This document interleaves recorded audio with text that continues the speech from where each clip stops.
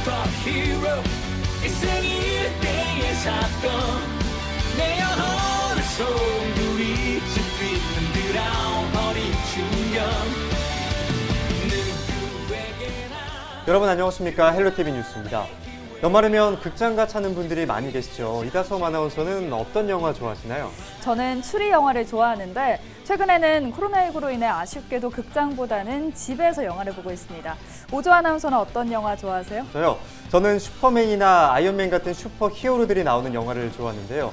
그런데 우리가 이 슈퍼히어로 영화를 더 많이 봐야 하는 이유에 대해서 알고 계시나요? 글쎄요, 이유가 있나요? 그렇죠.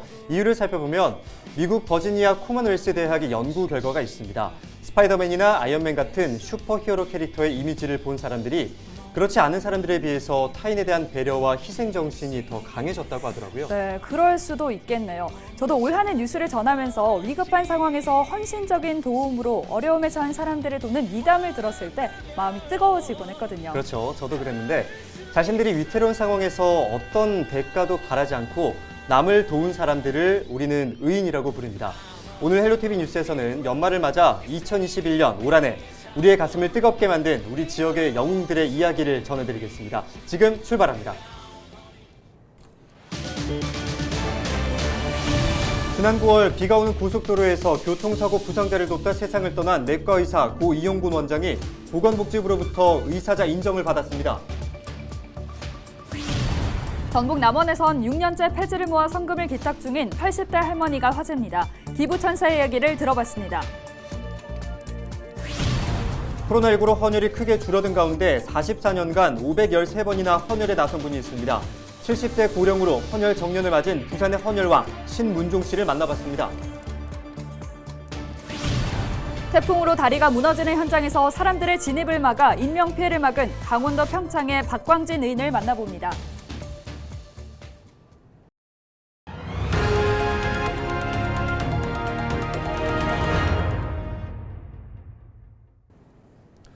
네, 먼저 첫 소식입니다.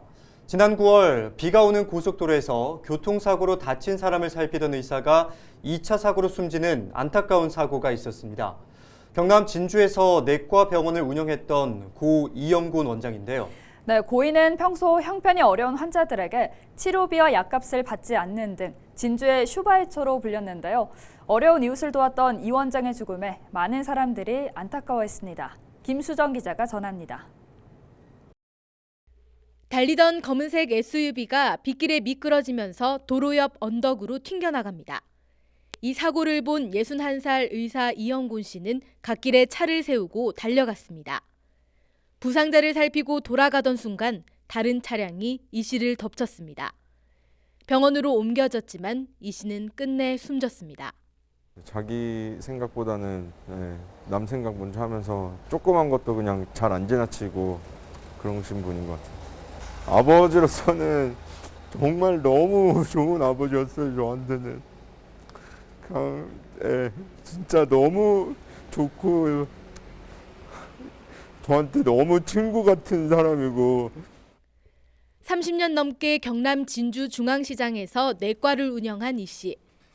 가난한 환자에게는 진료비를 받지 않았고 교도소 의료봉사까지 해왔습니다. 주변 사람들은 진짜 의사였다며 안타까움에 눈물을 감추지 못했습니다. 성품이 그렇습니다. 근데 이게 요번에 일어난 이 사건도 사실은 평소에 이 친구의 그 어떤 생각이나 뭐 행동이나 이런 게 진짜 환자를 위해서 사는 친구가 되노니까 그런 사고가 생긴 것 같아요. 다들 하나같이 가슴 아파하고 다 같이 기도하겠다고 얘기를 하고, 비록 좀 부족한 사람이고 자리에 있지만은 그 마음을 꼭 이어서 저도 많은 사람들한테 나누고 섬기겠습니다. 병원에는 추모객의 발길이 이어졌습니다. 부고 소식을 모르고 병원을 찾았던 환자들은 눈물을 쏟았고 오랜 환자는 고인의 영면을 기원했습니다. 내 아들이 이런 직에 종사하고 있는데 내 아들한테도 늘 당부하는 것이 이영곤 원장님 같은 사람이 되라고. 마지막까지 헌신하는 삶을 살면서 지역사회를 울렸던 고 이영곤 원장. 정부는 2021년 의사상자 심사위원회를 열어 이 씨를 의사자로 인정했습니다. 또 대한내과의사회는 의사의인상을, LG복지재단은 LG의인상을 전했습니다. 헬로티비 뉴스 김수정입니다. 연말이면 어려운 이웃을 위해 묵묵히 나눔을 실천하는 분들의 훈훈한 이야기들이 많은데요. 네, 전북 남원 지역에서는 폐지를 판매한 돈을 모아 수년째 성금을 기탁하는 할머니가 화제가 되고 있습니다. 네, 여든이 넘은 몸을 이끌고 폐지를 모으는 남원 기부천사 할머니를 김남호 기자가 취재했습니다. 올해 나이가 85세인 김길남 할머니. 남원시 금동에 사는 김 할머니는 매일 골목골목을 다니며 폐지와 재활용품을 수거합니다. 할머니가 끌 수 있는 작은 수레에 가득 담은 폐지와 재활용품의 판매액은 3,000원 남짓. 반나절 동안 발품을 판 것에 비하면 그리 크지 않은 액수입니다. 좋은 부위요. 모르겠어요. 언제부터 오셨는가. 이제 하도 오래된 게 몰라. 폐지를 많이 갖고 시지요. 평이 좋으신 양반이요. 그 주워다 모아갖고 그렇게 헌다고 온 게 좋은 부위라고 생각을요. 다. 건강하시면 좋지요. 비가 오는 날을 제외하고 매일 폐지 수거에 나서는 김 할머니가 판매한 수익금을 기부하기 시작한 것은 지난 2016년. 자신보다 어려운 사람을 돕고 싶다는 마음에 시작한 것이 올해까지 6년째 이어지고 있습니다. 텔레비에서 좋은 일을 뭐 한 사람들이 많잖아. 나도 죽기 전에 한번 해봐야겠다 하고 한 것이지. 나 그전에는 생겨하고자도 내 살림이 딸린 게 뭐 되겠대요. 근데 이제 노령연금 많이 나오지. 이런 건 많이 주지. 그런 게 그런 거 좀 한계로 했어. 힘들어도 재미가 있어. 돈을 동사무소에 내고 뭐 기분이 그렇게 좋을 수가 없어. 여튼 그런 게 하는 것이야. 금동의 기부천사로 불리는 할머니가 한 해도 거르지 않고 올해까지 기부한 성금은 모두 356만여 원에 달합니다.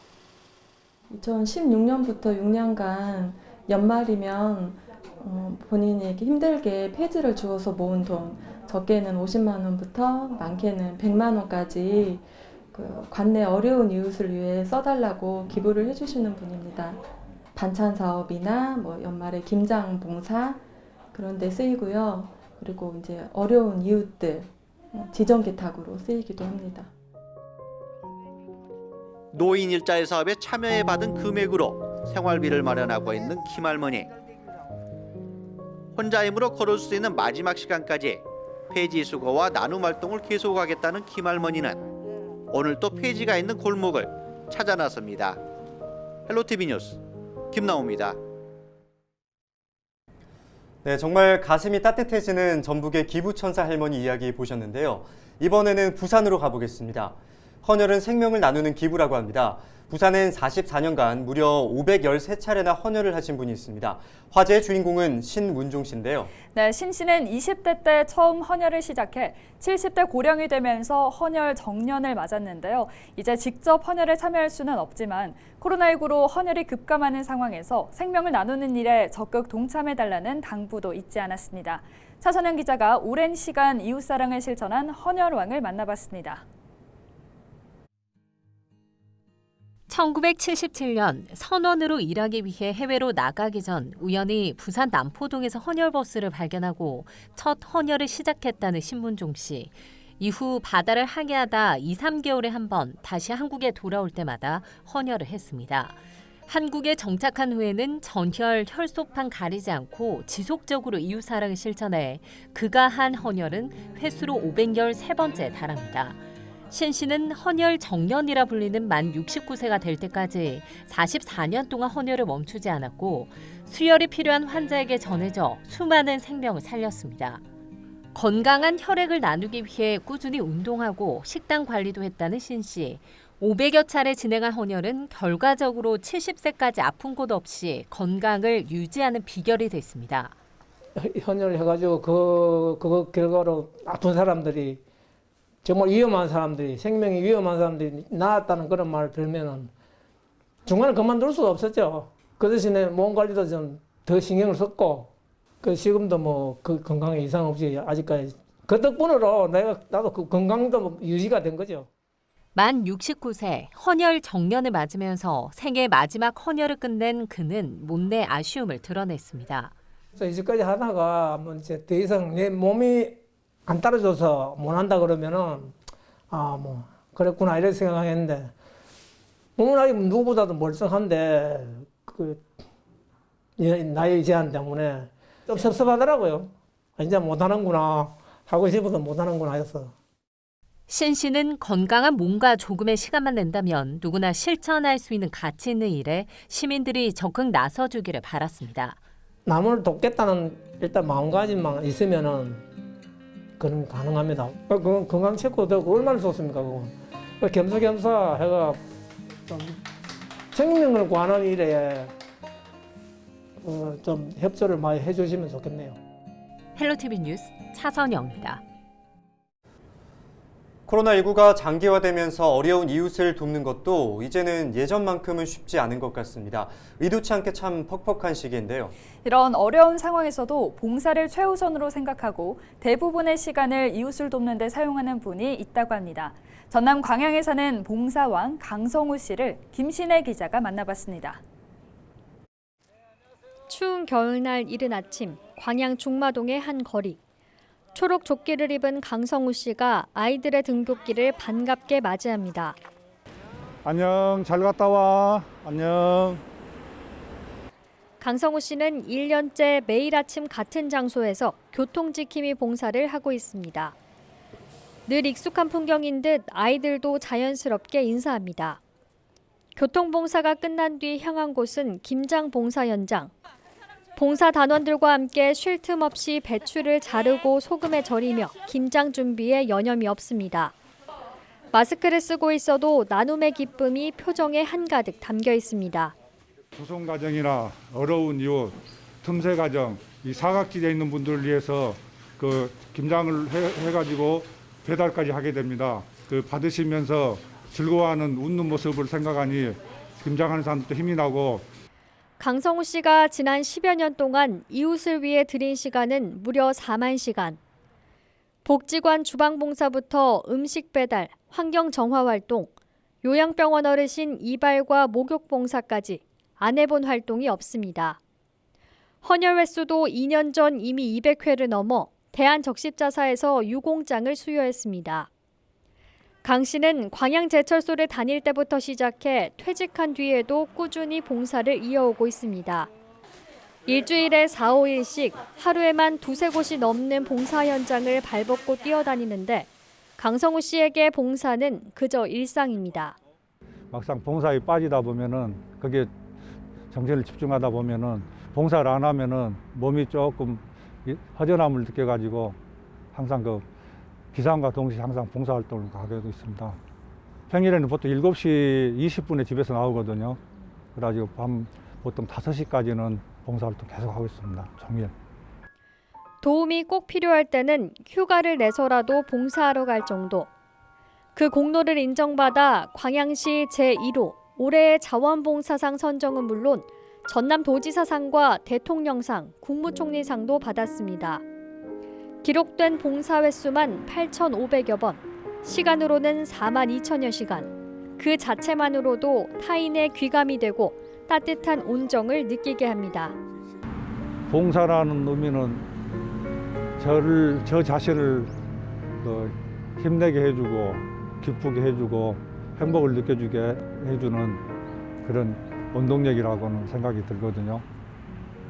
하다 보면 또 남들도 돕고 내 자신도 그 힐링도 되고 보탬이 되고 일거양득인 것 같습니다.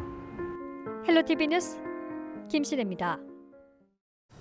지난해 9월 당시 우리나라를 강타했던 태풍 마이삭 혹시 기억하시죠? 네, 물론 기억합니다. 당시 태풍이 불어닥치며 강원도 평창에서는 다리가 무너졌는데 한 시민이 다리를 건너려는 차량을 세워 화제가 됐었죠. 네, 저도 기억이 나는데요. 한 시민의 기지와 용기가 대형 참사를 막아냈는데 사고 발생 후 벌써 1년이라는 시간이 훌쩍 지났습니다. 그동안 의인에게는 많은 일들이 일어났다고 하는데요. 강원도 평창의 박광진 의인을 이다혜 기자가 만나봤습니다.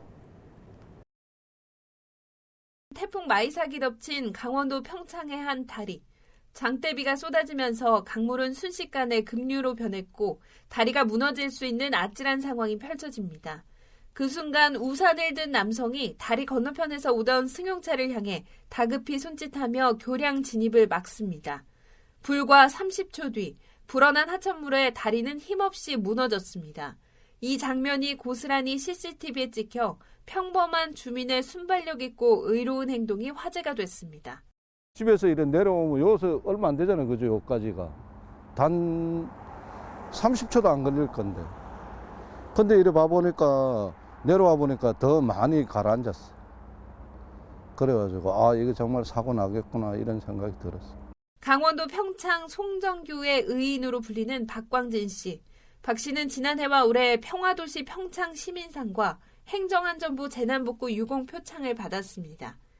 재난재해가 발생한 위험 상황에서 나보다 이웃을 먼저 생각하며 몸소 행동으로 실천한 점이 높이 평가됐습니다.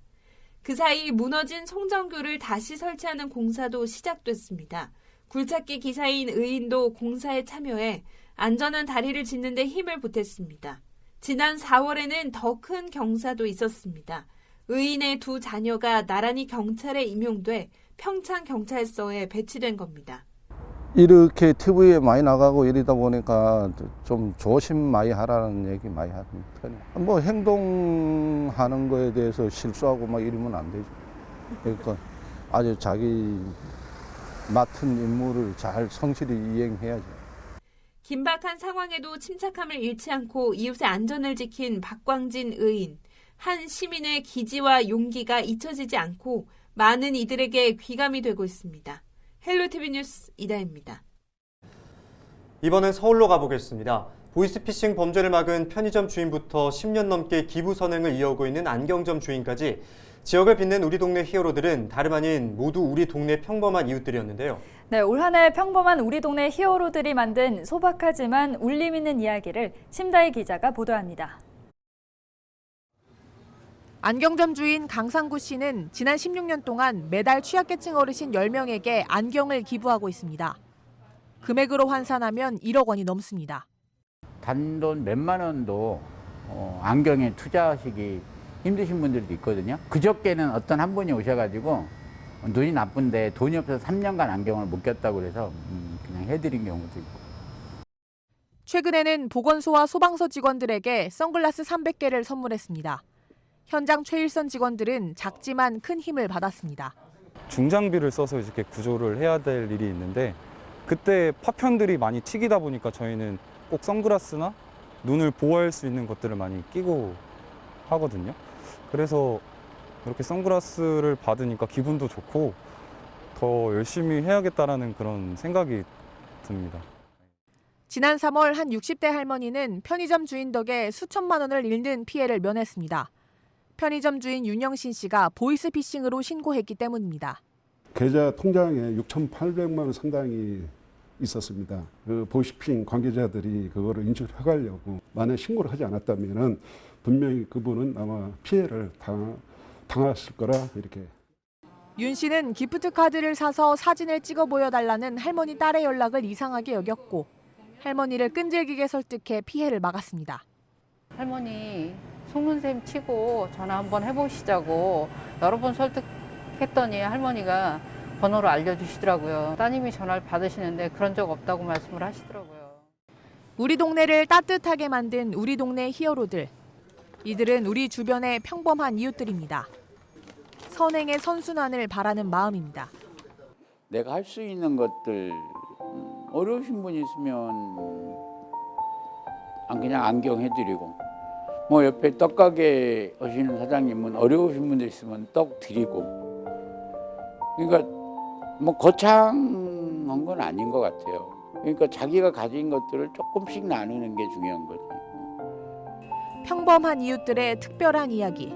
우리 동네 히어로의 의로운 행동과 따뜻한 선행은 계속됩니다. 헬로티비 뉴스 심다혜입니다. 우리 지역의 의인들로 꾸며드린 특집 헬로티비 뉴스. 오늘 저희가 준비한 소식은 여기까지입니다.